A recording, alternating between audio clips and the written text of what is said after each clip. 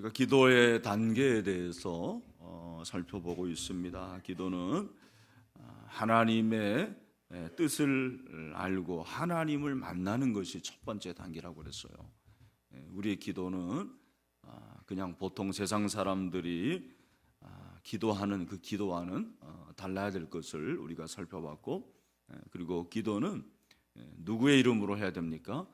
예수님의 이름. 예수님의 이름은 예수님께서 일하시는데, 하나님이 일하시는데 누구를 통해서 일하십니까? 예수 그리스도를 통해서 일하신다고 우리가 살펴보았습니다.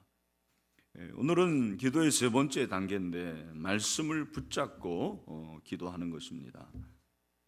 기도는 하나님과의 대화입니다. 대화는 일방적이 아니죠. 여러분, 일방적으로 대화하는 걸 뭐라고 그래요? 잔소리라고 그럽니다. 일방적으로 대화하는 건 잔소리고 또 독백이 되는 거예요. 하소연이 되는 것입니다. 기도는 아날로그가 아니고 디지털이에요. 저는 이 디지털 발음이 어렵더라고요. 최근 우리 교회 방송시설 공사를 했는데 공사비가 4천만 원이 넘었습니다. 저도 놀랐습니다. 하나님의 은혜로 이렇게 잘 됐는데, 이번 공사의 핵심이 뭐냐면 아날로그 방식으로 하는 모든 방송시설을 디지털로 바꾸는 것이었습니다.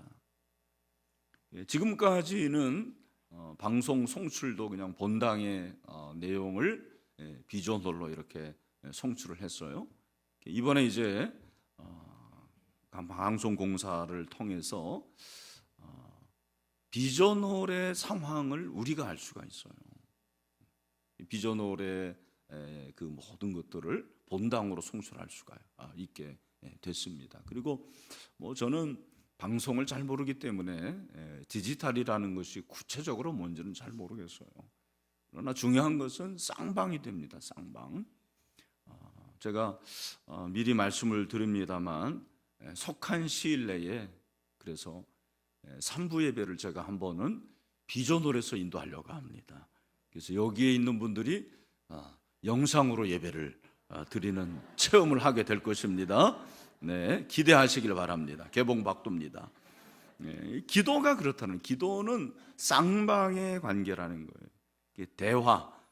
우리가 기도가 대화라고 할 때 두 가지 방식이 있습니다. 하나는 자기의 어떤 주관적인 마음, 그리고 직관으로 하나님의 음성에 반응하는 방식이 있어요.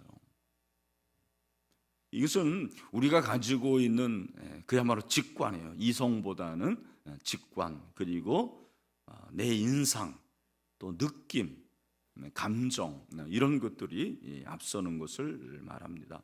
제가 특정 이름을 좀 거론해서 그렇지만 사실이니까 선교단체 중에 이 YM이라는 선교단체가 있는데 이 단체의 기도 방식이 그렇습니다. 저도 여기서 훈련을 받았는데 여기는 이제 함께 기도할 때 기도한 후에 항상 나눕니다. 자기가 어떠한 음성을 들었는지, 하나님의 음성을 들은 것을 말씀을 찾는 거예요.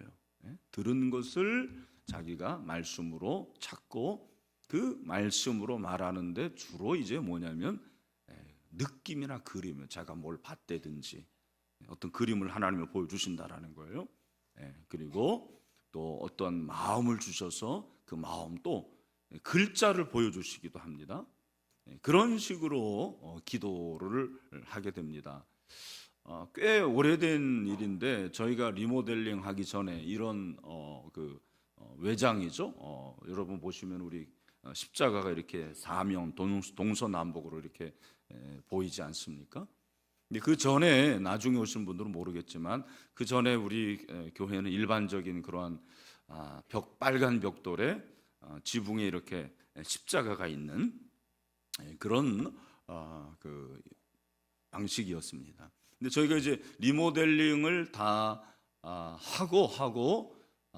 하기 전인지 그 정확하게는 모르겠어요. 정확히 모르겠는데 한 번은 그 YM의 그 그 대학생들이 저를 찾아왔어요.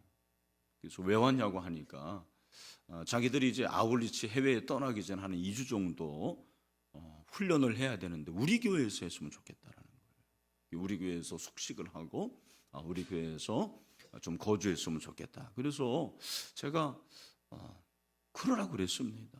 얼마나 귀한 거예요. 근데 그들이 그렇게 우리 교회를 선택을 했는데 참 궁금하잖아요. 그 많고 많은 교회 중에서 어떻게 우리 교회를 선택을 하게 됐냐 그랬더니 하는 얘기가 자기들이 이 지역에 와서 기도를 하는데 우리 교회와 같은 그러한 십자가 탑을 보여주셨다라는 거예요. 그래서 그 자기들이 본 그림과 그중에 뭐 한 명이 봤는지 두 명인지는 모르겠는데 가장 흡사한 교회를 찾았는데 신일교회라는 거죠. 그래서 우리 교회에서 훈련을 잘 받고 그렇게 아울리치를 떠났는데 그 다음에 제가 YM에서 DTS를 받을 줄은 몰랐죠. 근데 제가 훈련을 받으면서 가장 힘들었던 건 이거예요. 저는 개혁주의 가운데서 특별히 총신을 했기 때문에 총신은 이렇게 직관이라든지 뭐 직통 계시 이런 것들을 저희들은 인정하지 않습니다. 뭐 인정하지 않는 것보다도 별로 좋아하지 않고 우리는 그냥 하나님의 말씀, 이 말씀이 첫 번째라고 그런 거거든요.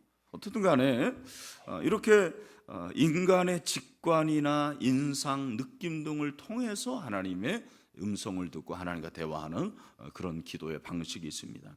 이런 기도의 방식은 약간의 위험성이 있는 거예요. 왜? 주관적이니까.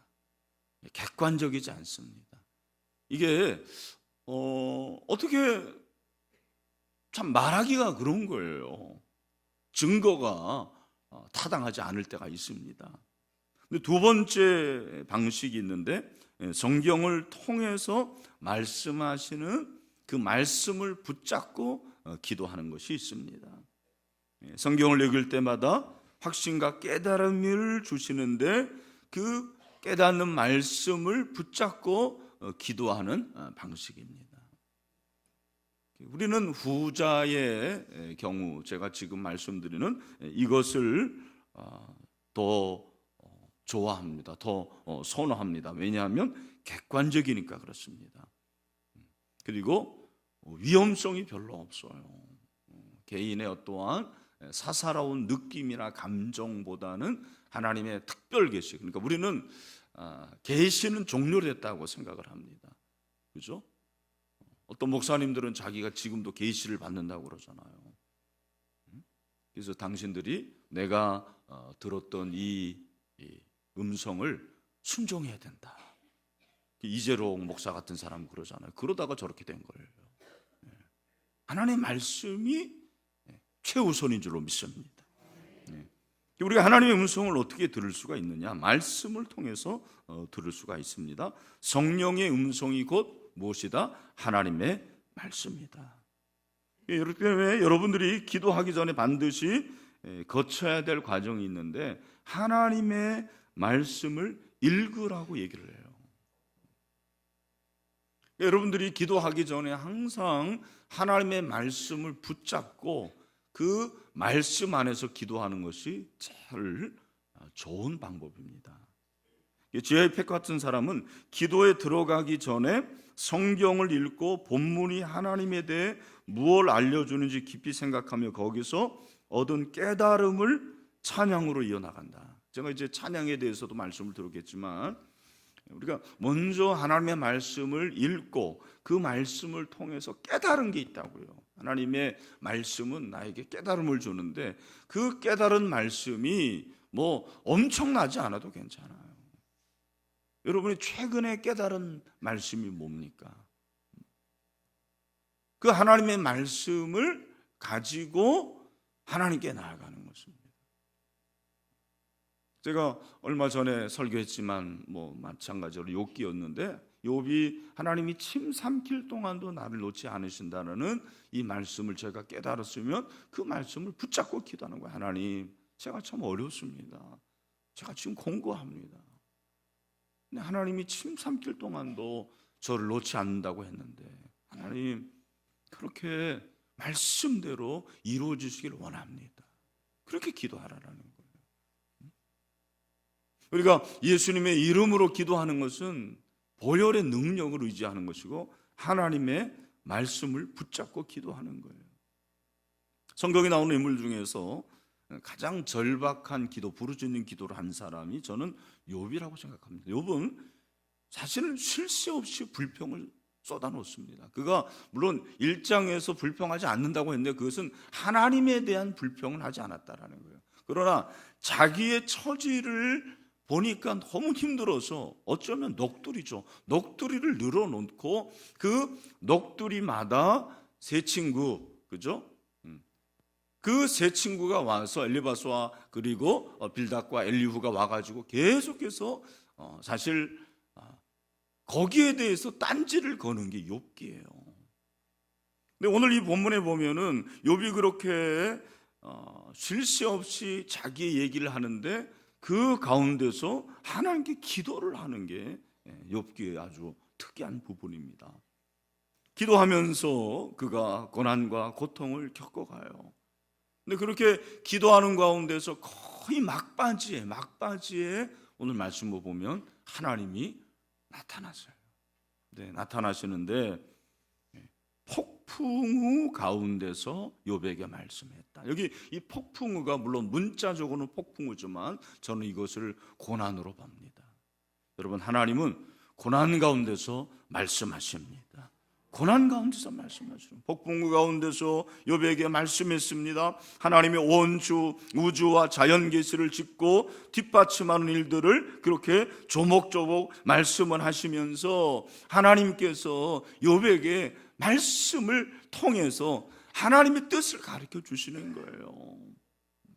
그때 욥이 어떻게 합니까? 납작 엎드려서 그 고통 가운데서 하나님의 음성을 듣습니다. 그런데 하나님께서 말씀하시는데 일방적으로 말씀하시지 않아요. 2절에 무지한 말로 생각을 어둡게 하는 자가 누구냐? 너는 대장부처럼 허리를 묶고 내가 내게 묻는 것을 대답할지니라. 하나님 뭐라는 거예요? 내가 너에게 물으니까 너 대답해봐라. 뭐예요? 대화예요, 대화. 일방적이 아닙니다. 쌍방이에요. 쌍방의 대화입니다. 하나님은 고난을 하나님과 우리와의 대화의 통로로 사용하십니다. 참 이게 어려운 얘기예요. 내가 고난 당하지 않으면 다른 사람의 고난에 대해서 함부로 말할 수 없어요. 제가 욥기를 읽으면서 깨달은 게 다시 한번 확인한 게 그거예요. 아, 새 친구는 욥을 모르는구나. 자기들이 알고 있는 상식으로 그리고 자기들이 본 사실을 가지고 얘기를 합니다. 여러분, 사실을 말하면 마음은 뜨끔한데 감동이 없어요. 팩트는 그냥 사실이에요, 그야말로. 여러분, 우리는 진리를 말해야 돼요. 진리를. 사실을 드러내면 마음만 아파요. 욥도 그랬어요. 제가 그랬잖아요. 새 친구 하는 말이 맞다니까요. 맞는데 수긍이 안 돼요. 수긍은 가는데 감동이 안 돼요. 하나님은 그렇지 않습니다. 하나님은 고난을 통해서 욥과 대화를 원하죠. 너 내가 너를 얼마나 사랑하는지 아느냐? 내가 너의 아픔을 안다. 내가 너의 상황을 안다. 그래서 욥의 귀가 뚫릴 때까지 말씀하세요. 욥이 궁극적으로 깨달을 때까지 하나님께서 말씀을 하시는 거죠. C.S. 루이스는 고통의 문제라는 책에서 우리가 잘 아는 유명한 말을 하죠. 사람에 따라서 무서운 일이 일어나기 전에는 하나님께 귀를 기울이지 않는 습성들이 있습니다. 그러므로 고통이라는 것은 귀머거리에게 알아듣게 하는 하나님의 확성기다 그랬어요. 우리가 워낙 하나님 말씀을 듣지를 못해요. 깨닫지를 못해요. 들리지가 않아요. 마치 귀머거리 같아요. 그래서 하나님은 고난을 주세요. 사람이 고난을 당하면 마음이 겸손해져요. 고난을 당하면 마음이 낮아져요. 하나님밖에 붙잡을 분이 없구나. 그래서 고난도 대충 당하는 사람들은 기만 세져요. 악만 늘어요. 근데 정말 엄청난 고난에 당하면 질병도 제가 보니까 완전히 죽기 직전까지 가는 사람들은 하나님만 의지해요. 그게 중요하더라고요. 하나님은 고난 가운데서 말씀을 주십니다. 말씀을 묵상하게 합니다. 말씀이라는 것, 그것이 묵상의 재료죠. 묵상이라는 것은 적극적으로 말씀을 곱씹는 거예요. 팀 켈러 같은 사람은 성경을 소화하는 과정이라 그렇게 얘기를 했더라고요.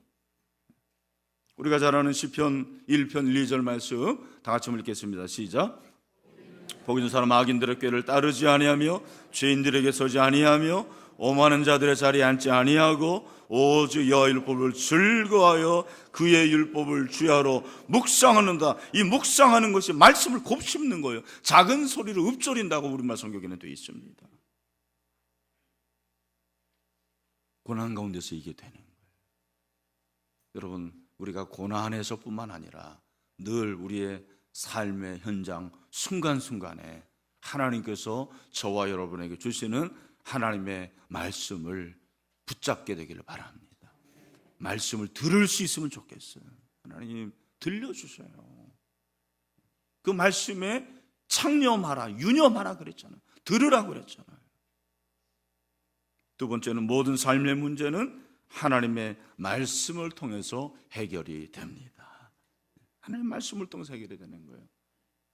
내가 땅에 기초를 놓을 때 내가 어디 있었느냐? 내가 깨달아 알았거든 말할지니라. 누가 그것에 도량법을 정하였는지, 누가 그 줄을 그것에 위에 띄었는지 내가 아느냐? 하나님께서는 지금 계속해서 말씀하시는 거예요.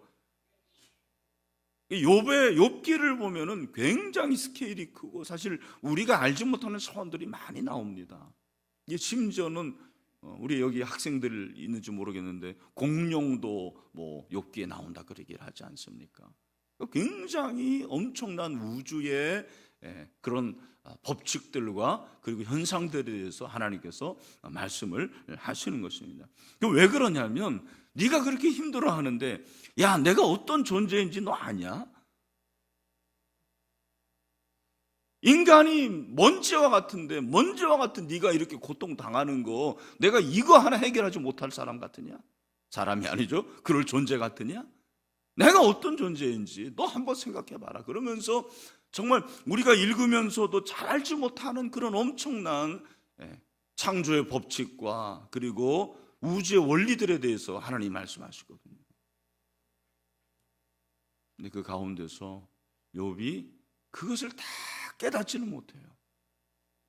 그러나 나중에 이제 얘기하죠. 하나님, 제가 이제 귀로만 듣지 않고 눈으로 보게 되었습니다. 나중에 이렇게 말씀하지 않습니다. 뭐예요? 하나님이 말씀을 통해서 깨닫게 하시는 거예요. 그리고 말씀을 통해서 욥의 문제를 해결해 주시는 거죠. 우리가 왜 기도를 못하냐면 사실은 여기 이제 기도를 내가 잘하지 못하는 분다 뭐 이런 분들은 이해하고 들으십시오. 내가 기도를 못한다는 것은 솔직히 말해서 뭐예요? 하나님을 모른다라는 거예요.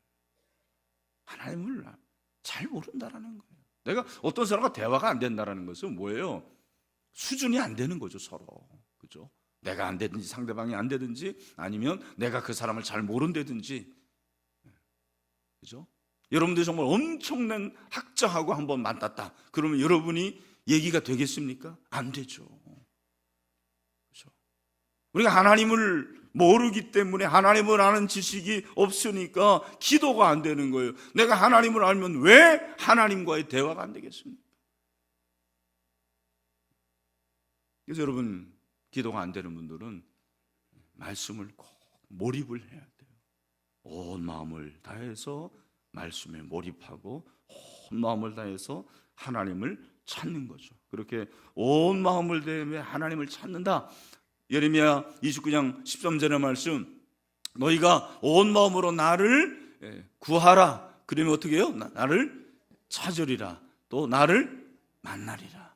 여러분, 온 마음으로 하는 것이 물론 주여 주여 삼창하는 것도 있지만 그 전에 해야 할 일이 뭐냐면 하나님, 제가 이 시간에 기도하는데 하나님이 나에게 뭘 말씀하시기를 원하십니까? 이렇게 물어보는 거예요. 물어보고 말씀을 한번 깊이 생각하는 거예요. 팀 켈러는 기도의 목표가 진실하고 인격적인 교제라고 본다면 온 마음을 다해 성경에 기록한 한 구절 한 구절에 깊이 몰입하는 게 기도하는 법을 배우는 유일한 길이라고 그랬어요. 우리는 기도를 배울 때 어떻게 배우냐면 그냥 배워요. 그렇죠? 기도를 배울 때 그냥 다른 사람들이 하는 걸 보고 귀동냥하고 다른 사람들이 하는 걸 등 뒤에서 그냥 보면서 기도하는 거예요. 근데 제가 이번에 이 세례를 통해서 여러분들에게 기도를 가르쳐 드리는 것은 기도하는 길이 있다라는 거예요. 근데 그 기도하는 길 중에 정말 중요한 것이 말씀을 붙잡는 거예요.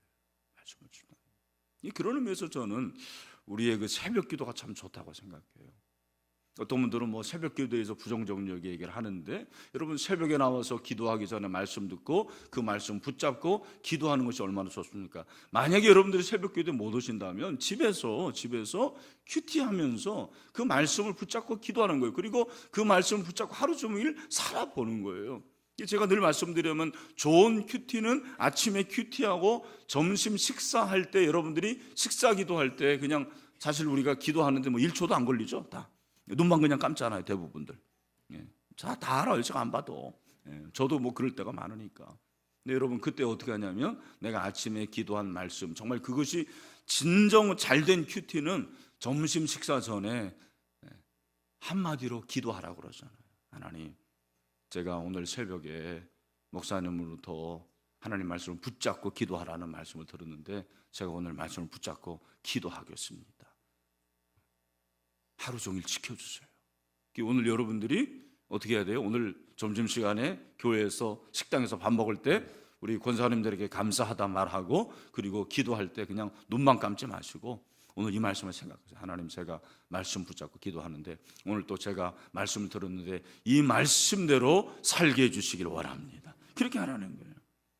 그러니까 말씀은 기도하고자 하는 열정을 불러일으킵니다. 하나님의 음성을 들을 수 있는 깨끗한 영을 달라고 기도하십시오. 여러분, 열정은 있는데 왜 기도가 안 되냐면 우리의 영이 더러워서 그러는 거예요, 사실은. 참 이 부분이 우리의 어떻게 보면 문제예요, 문제. 왜 잘 안 들린가? 불순물이 없어지지 않기 때문에 그래요. 불순물 때문에 들려지지 않는 것입니다. 제가 요즘에 이제 참 고민이 하나 있는데, 뭐 개인적인 얘기라서 죄송한데, 이렇게 생긴 건 멀쩡한데 고혈압이 좀 생겼어요. 이 고혈압이 뭡니까? 고혈압이라는 것이 제가 들어보니까 우리의 그 혈관 안에 노폐물이 생겨가지고 압이 세지는 거예요. 노폐물이 있기 때문에 그것 때문에 압이 세지는 게 고혈압이거든요. 그래서 이 노폐물을 없애줘야 돼요. 이게 없애줄 때 어떻게 없앨 수가 있습니까? 이게 왜 노폐물이 쌓이냐면 스트레스도 있고 또 뭐 과로도 있고 또 여러 가지 운동하지 않아서도 그렇고 그리고 소금을 많이 먹어서 그렇기도 하고, 그죠? 저염 음식을 먹으라고 얘기하잖아요. 근데 기도도 마찬가지인 것 같아요, 제가 생각해보니까. 우리가 살면 살수록 노폐물이 쌓이거든요. 그러나 영적인 세계에서는 사실 신앙생활만 하면 할수록 영적인 불순물이 없어지는 게 정상입니까? 쌓이는 게 정상입니까? 예? 근데 여러분 없어지고 있죠? 더 이상 여러분 독이 없으시죠? 그렇지 않다라는 거죠. 계속해서 노폐물이 쌓이는 거예요. 그래서 스트레스를 받고 또 여러 가지 때문에 쌓이는데 이걸 없애줘야 돼요. 그 없애주는 것이 무엇이냐? 불순물을 없애주는 것이 뭐냐면 저는 회개 같아요. 회개하고 깨끗한 영을 달라고 기도하고, 그리고 늘 깨달음을 통해서 하나님의 말씀을 먹어야 돼요. 저염 음식이 저는 말씀인 것 같아요. 세상의 다른 얘기들은, 그런 것들은 고염이에요, 고염. 여러분 뭐 정보 좋아하는데 그런 정보들 여러분이 많이 얻으면 얻을수록 머리만 복잡해요. 그 얕은 지식 가지고 여러분 자랑하지 마세요. 어떤 분들은 그 얕은 지식 가지고 자랑해요. 자기가 좀 안다라는 거. 여러분 그거 다 여러분 기독량에서 한 거지 뭐 여러분 연구해서 얻은 거예요?